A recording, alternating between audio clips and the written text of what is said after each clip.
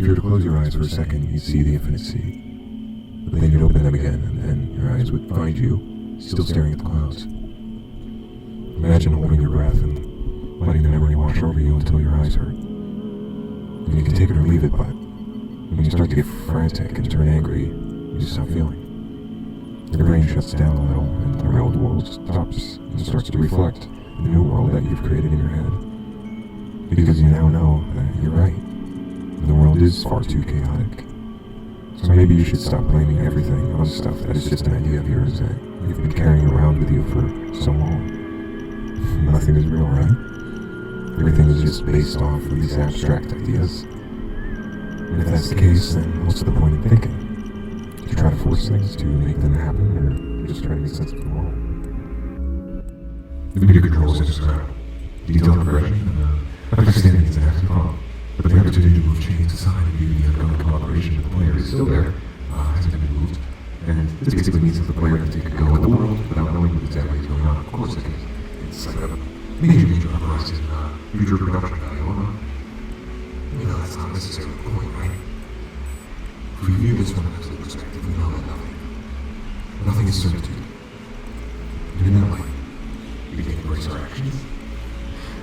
We can review them in a way that helps us understand that we have the ability to record what's happened, even when player makes moves. And I think that's very important. And moderating player choices they make, why, and they never look. As you begin to reflect on it more and more, you come to the realization that it's probably pointless. Maybe you can stop it, maybe you can avoid it. There are parts of you that you can't control. There are parts of yourself you can't see. There are parts of you you don't care about.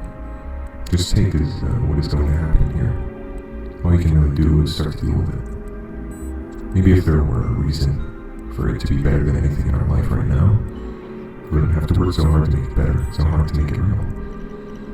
Maybe you don't want to make it real, but you just can't accept it as being better than nothing, because you know that making it real is the most important thing. And so maybe you have ideas, maybe you have perceptions. Maybe you just never got a clue on how to develop them. You just accepted them as truth.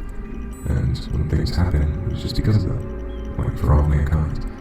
And one day, all of a sudden, the world is different. There's no logic, no reality, nothing is real. And that is actually the very point of philosophy. This game, in essence, was designed to show you an alternative force. And the idea of the game isn't to explain things to you, or even understand anything. It's merely to challenge you, to really give you the opportunity to make your own choices, and to make your own rules. And while you're at it, to help everyone test out the ideas that we want to share around. And if you are able to use your own logic, then you'll conclude that it is very pointless. You'll conclude that your attempts at furthering that argument that makes no sense whatsoever, is futile. Then why not simply stay out of it all? Reality is not hard to define. Just like how water is actually a type of energy that we have to use. Nothing can define the laws of mathematics and physics. It's logical, right? It's natural. But that does not mean that it is definitive of reality, the state of being. But sometimes truth is surprising and it is wonderful to discover. And in most cases, that is the point of philosophy. That the solution to everything is not necessarily there. The only purpose of our lives, considering a purpose is something to pursue, is to try to find it. So the main question is not to understand it, to understand reality, but why are we here? And that question must be our answer. How do we know when reality has changed? The stories and images that shape you are entirely your own, right? People only shape them to make things a certain way. You have your own truth, your own reality. So when you feel the need to explain why you're saying this or that, explain it for the first time. Do not start getting the basics. To show you that the illusion of reality is just the beginning.